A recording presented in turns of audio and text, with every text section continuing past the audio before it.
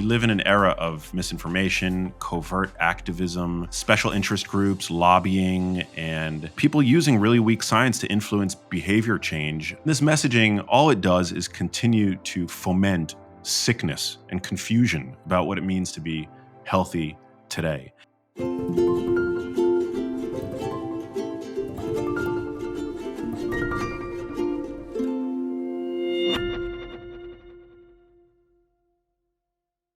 Hello, everyone. I'm Dr. David Perlmutter. Welcome to the Empowering Neurologist. We're going to talk about dementia today, about Alzheimer's, and we are going to talk to Max Lugavere. Many of you know him. He's been on the program many times.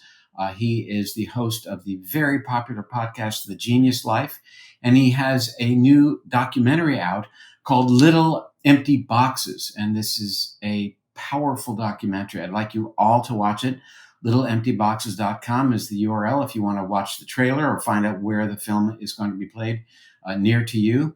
And Little Empty Boxes chronicles Max's journey with his mother, who is diagnosed with a form of dementia, and really showcases the lack of ability that they experience of modern medicine to really help her.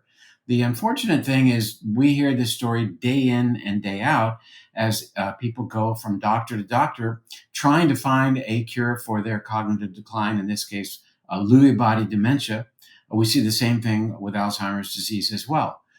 It's a very poignant story, but I think it's very important because it really does showcase the limitations of modern medicine, but does give us a sense that the future may in fact be brighter. So again, we're going to have that URL shown throughout this interview so you can pick up on it. It's really a fascinating documentary. I hope you will all watch it. But meanwhile, let's talk to Max Lugavere about what went into this documentary. Well, Max, it's sure good to see you again. David, what a pleasure. What an honor. It's been too long. You know, as we get together and as I watched the movie, I was struck by the fact that, you know, the last time we talked, and I think the first time we talked many, many years ago, respectfully, not a lot has changed. Not a lot has changed, unfortunately.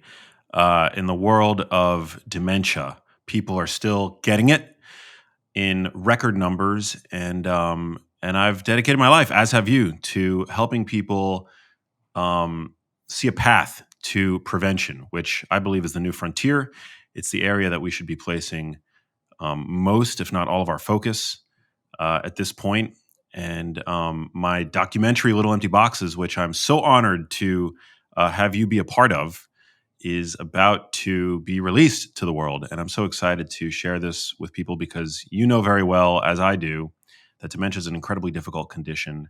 We were having breakfast somewhere in California, right? Where was that? Right? We were, yeah. And by the way, I guess I didn't realize that you had seen the whole film because my team has been sending out the screeners, and I'm delighted. I'm so over the moon that you've seen it, so we can actually have a real conversation about the movie. But yeah, we were. I actually think we were upstate New York, where you were sharing the benefits of eating fermented foods. That is correct. I remember the rest. It was actually a grocery store. I think we got the food and we sat down and ate it. But, you know, for people who are new to Max Lugavere, and, you know, we need to set the stage here. And there's a very compelling story that you tell, certainly in the movie, but you've been very public about this for many, many years, about what went on with your mother and your experience, and, you know, how you came face to face with the reality of what modern medicine had to offer you. But so I guess the question is, so then why the movie? What went into this? Let's set the stage with you and your mom and her situation, and that'll allow people to understand what's going on as they see the movie. Absolutely. So I'm not a medical doctor. I'm not an academic scientist. I'm a citizen scientist of sorts, I guess you could say. But my primary, I think, position is as a health and science journalist, as a truth teller, and as a filmmaker. And when at this point I have books out and we've talked about my books, and, you know, I have a podcast, but it all began with this documentary, actually. And it's something that I decided to undertake when my mom, at a very young age, developed a rare form of dementia called Lewy body dementia.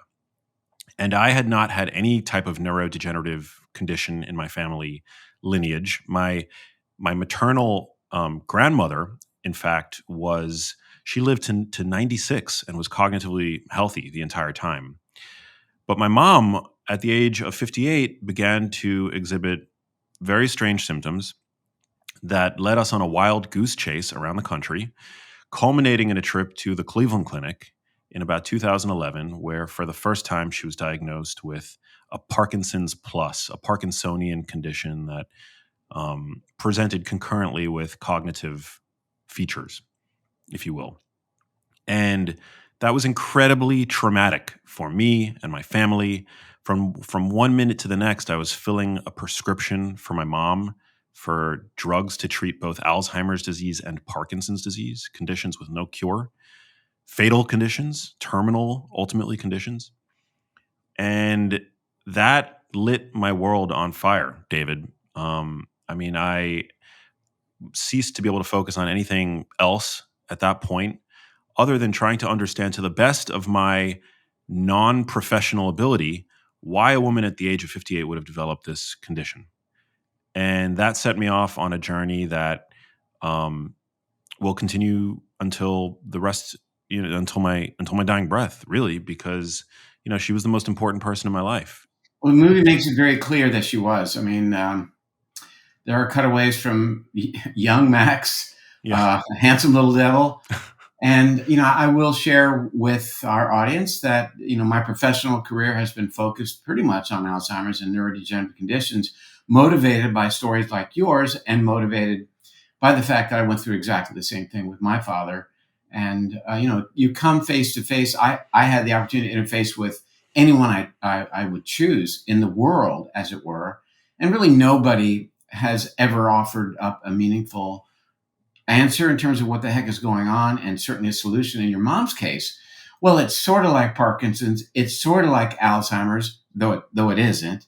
And yet, so we'll give her the Parkinson's drugs, we'll give her the Alzheimer's drugs, we'll give her the drugs for her, psychiatric issues that she's clearly, going to develop, or maybe a consequence of the medication. But that said, they couldn't really put her into a finite box that would define exactly what was going on with her. But I think the news moving forward that we'll get to later in our time together today is very, very, it's over the top, over the roof, exciting, over the moon in terms of where we are now. And when I say now, I mean in months, over the past few months, things have changed dramatically. And I think it's going to, obviously not be helpful for you or me in terms of our parents, but certainly paints a brighter picture for moving forward. So you're going from doctor to doctor. You end up with a grocery bag of medications, one thing after another. And as you described, they seem to do more harm than good. How are you feeling as in the process? Yeah, I mean, I'm feeling completely disenchanted by what, dare I say, mainstream medicine has to offer my mom. And I'm a fan of medicine. I'm a fan of the practice, the study of medicine. In another life, I would have gone through the gauntlet of medical school and had become a doctor myself. But I was disenchanted by what I have come to call diagnose and adios, which is a term that I know you resonate with. Well, I And got it from you, and I've yeah, used it in lecture after lecture. Because the main mission of the neurologist, as I learned in neurology training, was name it. And once you name it, that's as bad as good as it gets. We were pretty good at treating symptoms over the years, especially as it relates to things like Parkinson's, treating the rigidity and the tremor. Nothing much for cognition as it relates to Alzheimer's, as you experienced. But so each doctor would give you the benefit of his or her insight, and then you'd end up walking out the door with yet another prescription.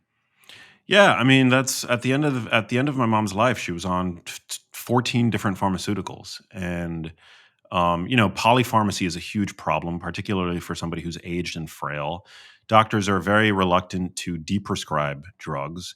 And oftentimes, doctors will prescribe drugs that have seemingly inverse effects, negating the effect of a drug that was previously prescribed. I mean, my mom, for a time, was on a drug called oxybutynin, which is an anticholinergic drug. And concurrent with that, she was on cholinergic drugs. So, I mean, it's a massive problem, and I get it. They're 90% of what we know about Alzheimer's disease has been discovered only in the past 20 or so years, and there are precious few tools in the toolkit in order to, actually treat in an effective way the condition. But nonetheless, it's you get 15 minutes at most with your average physician. They run a battery of esoteric tests. And, after that period, they send you on your way with, maybe they're titrating up the dose of a certain drug or they're adding a new one to the arsenal. But it is a pretty hopeless scenario. And it's sad. And I saw that firsthand. And I saw that not just once, but I saw that in every instance. I saw that in cathedrals to Western medicine that I was so privileged to get to go and visit with my mom, which, that in and of itself is something that few people get the opportunity to do. Yeah, and the film shows that, which I think is really very compelling. And for all of you watching this, if you look at the bottom of your screen right now, there's the website the link for you guys to watch the trailer, and also indicates where you can see this film. And I would absolutely urge you, not just because it's a compelling story, and it is, but I think it very much frames where we are in modern medicine as it relates to Alzheimer's specifically. Max, in the past couple of years, things have changed. You've been, I think, challenged by seeing the publication of a lot of information about these new Alzheimer's wonder drugs that target the protein that is the cause of Alzheimer's. And let's be clear, I don't mean that. That there are various drugs being put out and being hailed as wonder drugs that either limit the production of this beta amyloid or actually rid the brain of beta amyloid. You've watched that happen after your mother has passed. What are you feeling when you see these announcements?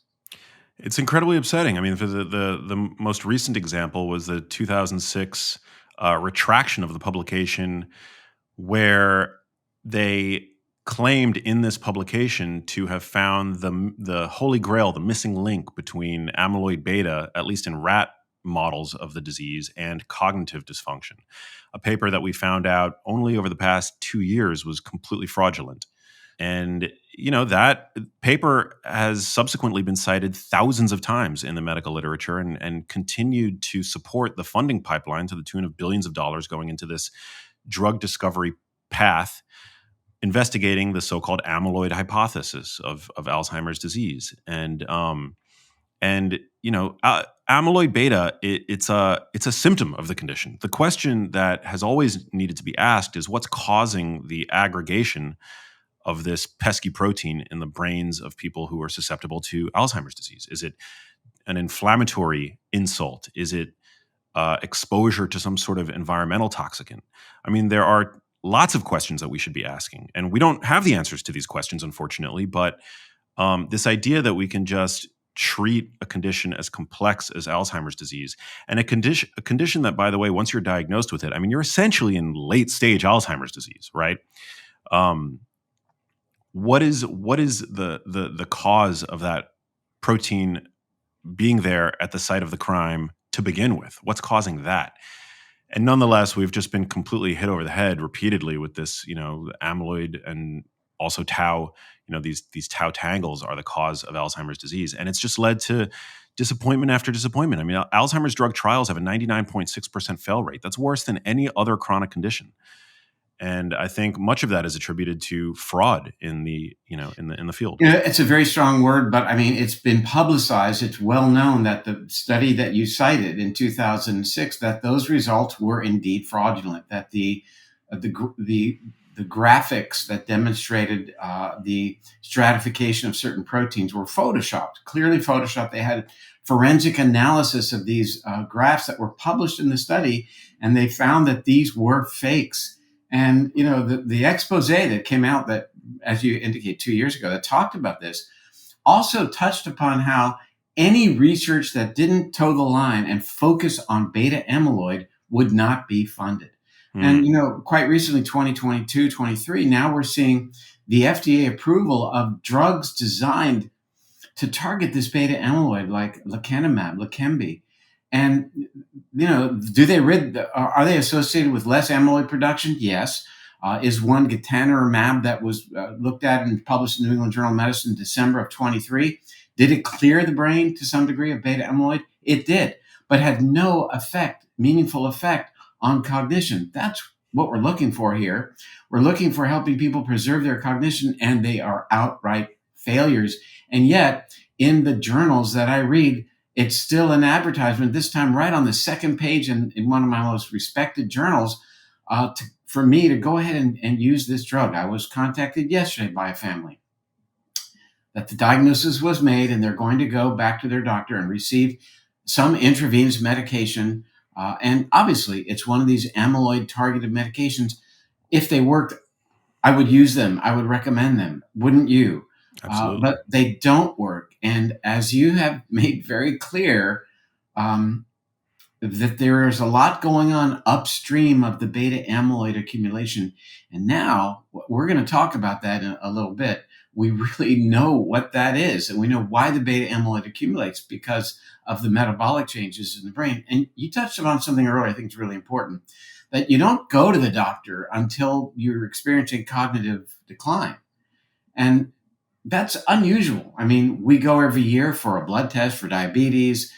We get a colonoscopy to make sure we don't have anything precancerous. Women get mammographies as early detection.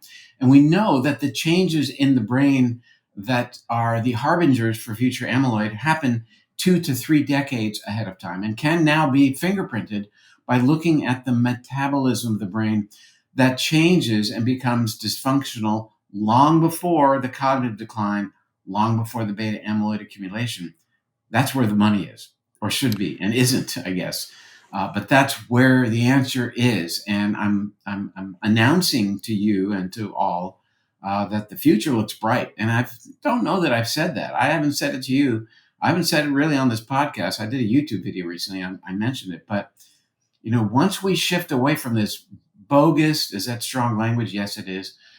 Sense that, idea that beta amyloid is the central cause of Alzheimer's, that's ridiculous, in my opinion, and shift over to the metabolism of the brain, which, again, 2 to 3 decades ahead of time indicates who is or who isn't on their way. Then we're going to really begin to see the institution of therapies targeting brain metabolism that can make this situation not happen. That's the goal. Desmond Tutu said that, yeah, it's important to pull people out of the river, but why don't we find out why they're falling in the first place? Well, hi, everyone. Dr. David Perlmutter here. We hope you're enjoying this content, and if you would do so, go ahead and hit the like button. And if you're not already a subscriber to our channel, please consider doing so. We're really grateful to have you as part of our community, so let's get right back to the presentation. You took a devastating situation for you, and every time we talk, it's so clear, and your movie makes it really even more poignant how important your mother was to you, and what motivated you to do this. Who helped you with this? Where did it? Who helped you fund? Where did it come from? And who said, Max, this is really important information. We need to get it out there. Yeah, that's a great question. I mean, I decided to do the documentary. Again, I didn't have a medical background. I was a filmmaker and I was a journalist. So I had worked for Al Gore for 6 years post college. I was a generalist journalist on television in the United States. So I've always been a quasi public figure at least in the United States since college. And when my mom got sick, I realized that exploiting my media credentials could get me into the room with people that would otherwise not give me the time of day. And when my mom was in the throes of cognitive decline and my family was in a state of hysteria and despair and hopelessness, I realized that my way to make an impact, at least in my own family's life, was by doing a documentary about it so that I would have a calling card so that it would give me the potential, the ability to reach out to scientists. And in fact, David, that's how, that was the genesis of our relationship, right? Yeah. So I decided to do this documentary, which felt like a natural progression from my career as a journalist and my studies as a filmmaker as an undergraduate. And what really catalyzed the project for me was, I think, 3 essential insights. One was that, dementia often begins in the brain decades prior to the first symptom. That, as I mentioned, by the time you receive that diagnosis, whether we're talking about Alzheimer's disease or Parkinson's disease, you're essentially in a late stage of those conditions. Parkinson's disease, for example, by the time you're diagnosed, 50% at least of the dopaminergic neurons in the substantia nigra region of the brain have already perished. And in Alzheimer's disease, whether you're mild, you have mild Alzheimer's disease, moderate Alzheimer's. I mean, there's no going back from Alzheimer's disease, unfortunately. And so if this condition or these conditions are due to some sort of environmental exposure, and we know that it begins in the brain long before the presentation of symptoms, well, that gives us an opportunity to intervene. Now, I didn't know what those interventions looked like, but that essentially became the bullseye of my investigation, the holy grail of my investigation, if you will. I also realized that dementia was not a genetic condition. I already spoke about the fact that my maternal grandmother did not have cognitive decline. So clearly, this was not something that was determined by my mom's genotype. It was something that was likely influenced by her genes in the context of the standard American diet and lifestyle. But it was certainly not something that was genetically predetermined. There was some epigenetic component. And then I guess finally that, Alzheimer's and other, forms of cognitive decline are often considered diseases of the old, inevitable aspects of aging. And well, my mom was not old. My mom still had all the pigment in her hair. She was a youthful woman, very much in the prime of her life. And so these misconceptions, to me, I felt very strongly the need to evangelize these widely held misconceptions about the condition. And I realized that, these misconceptions were challenged by the research that I was doing, but I was only doing that research because I had a loved one with the condition. To me, this was a phenomenal opportunity to evangelize, my learnings to my demographic, millennials. And so I decided to pick up a camera and start shooting. And I actually self-funded the initial interviews. I paid out of pocket for the trip up to Brown University, where we interviewed Suzanne de la Monte, who actually coined the term type 3 diabetes. To my knowledge, she hasn't ever appeared in a dementia documentary prior to her appearance in mine. And so I was very honored to get to speak to her in her lab.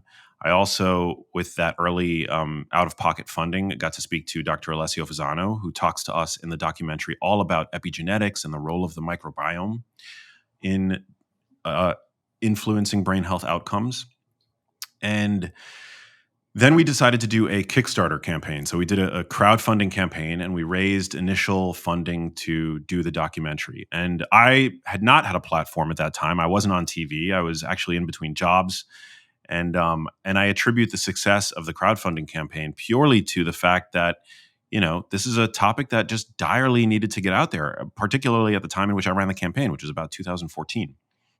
Yeah, and we look at what has happened to the numbers since 2014. Now, we're at 6.7 million Americans. I think that number is much, much higher.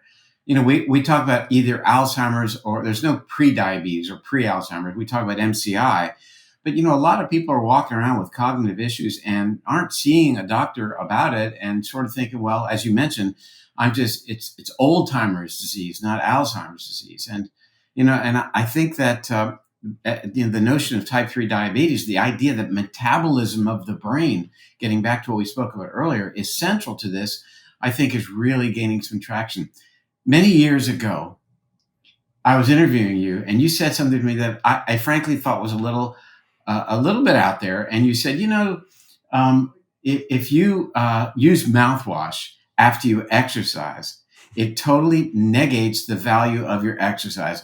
I have to say, I kind of filed that one away until quite recently, when we've now seen literature that mouthwash, because of its effect on the oral microbiome, reducing our ability to form nitric oxide, and we'll talk about that in just a moment, is associated with about a 50% increased risk of type 2 diabetes and close to 100% increased risk of hypertension, both of which are really bad players as it relates to the brain and dramatically increase risk for Alzheimer's disease. So what I've just connected, and I think people are going to say, oh, that Dr. Perlman is way out there now, is the use of frequent use of mouthwash, sterilizing the mouth, killing 99% of germs, like we're all told to do. I'm connecting that to possible risk of this situation, Alzheimer's, for which we have no meaningful pharmaceutical treatment. And I want to just say that Dr. Dale Bredesen, when I say no meaningful pharmaceutical treatment, what Dr. Bredesen has done, which is really a shift in the paradigm, is he's using multiple modalities to help the Alzheimer's patients, focusing, yes, on their brain metabolism. In other words, the way, getting back to the type 3 diabetes, but also looking at toxins, looking at infectious agents, looking at previous trauma, and trying to rehabilitate the brain. There's a lot of things that are involved in getting a good brain that's gone bad to go back to being functional. I think the good news is it can happen. I think as we focus on this type 3 diabetes or the metabolism of the brain, that relates to your issue with, what you mentioned with the mouthwash and the idea that we need good function of our oral microbiome as one of the multitude of factors that's going to be ultimately influencing the brain. So the movie's out now. And what's going on with the movie? Yeah, so people can go to littleemptyboxes.com to watch it. We're doing this release completely independently.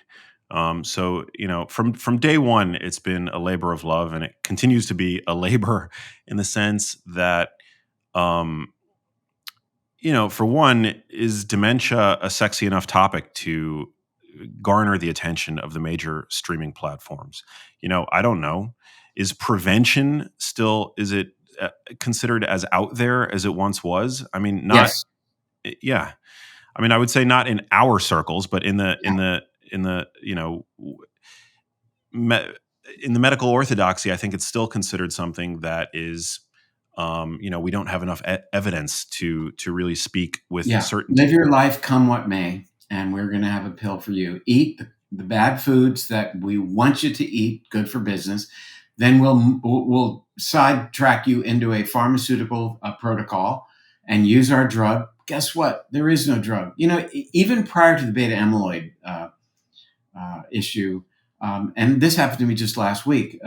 Somebody indicated to me that grandma actually her mother is having cognitive decline, went to the doctor and was put on a drug called Aricept, generic name Donepezil. Now, the Journal of the American Medical Association published a meta-analysis by a Dr. Kennedy at the University of Alabama demonstrating that these anticholinergic drugs actually speed the decline of the brain in terms of cognition. That's what they're giving this girl's mother.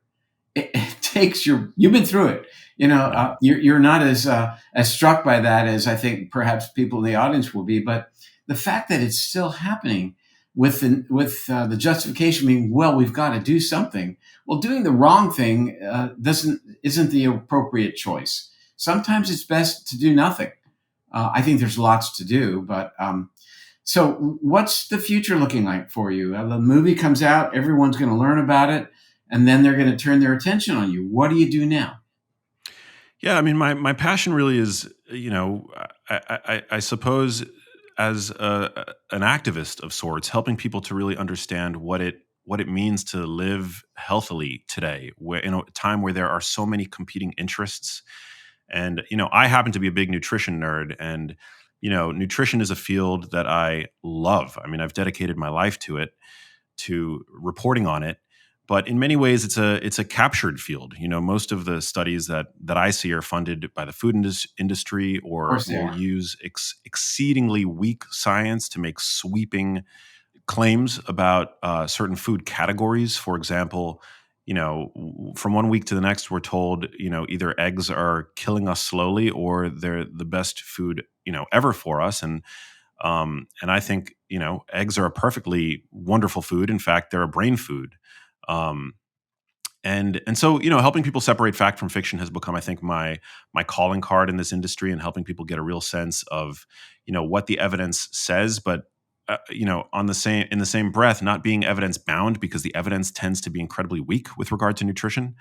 And we know that a lot of the so-called studies are funded by, and it just it's very challenging. There's a Dr. Casey Means, you probably know her, who Yeah. founded Levels Health for looking at continuous glucose monitoring. Actually, I'm speaking to her today.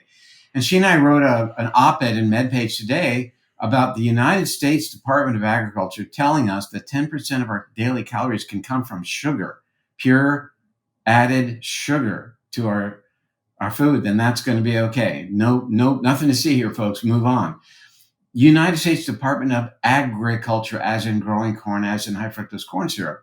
That's not those aren't a lot of dots to connect, but yet that's the advice. And, we wrote an op-ed to the president at that time. That was back in February 21st, 2021.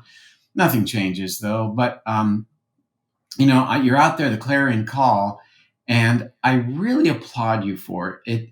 I'm sure that you're open to a lot of criticism. You probably get it. And as do all of us who are, Robert Kennedy said, some people see things as they are and ask why. Others see things as they could be and say, why not? So, I'm looking to the things as they could be, and i.e. targeting brain metabolism. And why not? Why not? Because there's no reason why not. It's inexpensive. It's information. It's keeping people healthy. And so I've really enjoyed our time together over the years. And I remember the first time we spoke, and it's so amazing that you're out there doing what you're doing as a non-physician. I think that gives you a leg up in certain ways. As an MD, I think you're much more open to criticism. But, here, being the citizen scientist, I think less people are likely to attack you. And those who do are probably less qualified than you. Yeah, exactly. And people, in fact, a term that I've gotten from you, David, over the years is people tend to be down on what they're not up on. And I feel very strongly that there are, we live in an era of misinformation, covert activism, special interest groups, lobbying, and people using really weak science to influence behavior change on the public health scale. And I think that's really unfortunate. I mean, we saw recently our mutual friend Anahad O'Connor has done a number of really impressive papers, investigations for the Washington Post, showing us that, for example, the Academy of Nutrition and Dietetics, not only do they regularly receive gifts from the ultra-processed food industry, but they actually have stock in many of those companies.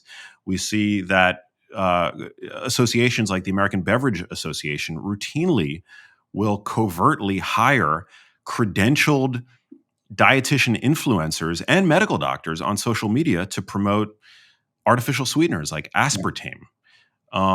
We've seen that the food industry routinely will parrot this message that there are no bad or good foods, and that all foods can fit within the confines of a so-called balanced diet, paying off influencers on social media to promote this idea that there's no such thing as junk food. All food is food, essentially. And hearing that message might sound nice, particularly and can be particularly beneficial to a person struggling with their relationship with food. Yeah. But on the other hand, for most people, especially in a time when 1 in 2 people are obese, not just overweight, but obese, I mean, this messaging, all it does is continue to foment sickness and confusion about what it means to be healthy today. The one I love is everything in moderation. Oh, please. My counter to that is, sniffing glue, a little bit of that, no big deal. I don't know if people do that anymore. In my day, that was the worst thing a person could do. But I came face to face, many times I've come face to face with this. One of them was on CBS This Morning, and there's a YouTube video of it. If you put in CBS This Morning Perlmutter, where I was given a heads up the night before my appearance. I had revised Grain Brain, and I was on that show to talk about it. And I was given a heads up that they're going after me. So right off the bat, Gail King said, Dr. Perlmutter, you've been talking about sugar being so bad. And we reached out to the sugar industry. That would be an objective assessment of sugar's health benefits or threat. And they told us that sugar is good in moderation. And they had a stack of chocolate chip cookies as their graphic. And then they asked me, what is your comment? And no, then they asked me about gluten. I said, before we get to the gluten, I've got to respond to the sugar comment. I said that, this comment, you're quoting the sugar industry. It's like when the tobacco industry used to tell us to smoke cigarettes, it was good for our health. Let's call it like it is. And, I could see that each of those individuals, I think Nora O'Donnell, or, all these CBS This Morning individuals they had been given a heads up to really discredit me, discredit the fact that I was saying, hey, we ought to cut back on the refined foods and the sugar that we're eating, because it looks like a lot of people, like you say, are getting fat, developing diabetes, hypertension, and BTW, Alzheimer's, which is a metabolic issue, sure as the day is long. And, people don't want to recognize that. No, sponsorship would like Dr. Promoter should be accosted, and they did their best, but fortunately, I was given a heads up. I can't tell you from who, so we have a mole in the industry. But anyway, we're going to put the link to the documentary. It should have appeared several times below you or below us.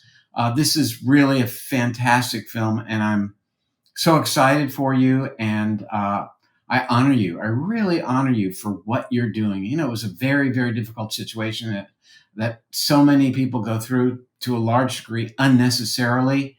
That's the difficult part. And, what you've done with it to, can alleviate your suffering, can't bring your mother back, but there are others for whom this may, be helpful. So God bless you. It's really quite wonderful. Thank you so much, David. And you're a hero to me as well. Back at the very beginning of this journey with my mom, there were very few places that I could turn to for insight, especially early on when I was naive to the literature on brain health and modifiable risk factors and the like. Stumbling upon your work, the work of Suzanne de la Monte, of Terry Walls. I mean, you guys are just like paragons in the field, and have done so much good for so many. And it really is an honor to have you in the film, to get to call you a friend and a colleague. And at the end of the day, my passion, my mission in life, really my purpose is helping to alleviate suffering, so that what my mom went through, what my family went through, wasn't in vain. And when you watch the film, that's so clear. I mean, if that was the mission of creating this film, you did it. You hit it out of the park. And I think that people after watching it are going to be, a bit shell-shocked about what is really going on and start to ask questions. And if we can get more questions asked, then I think people will be open to different types of answers than simply reverting back to the status quo.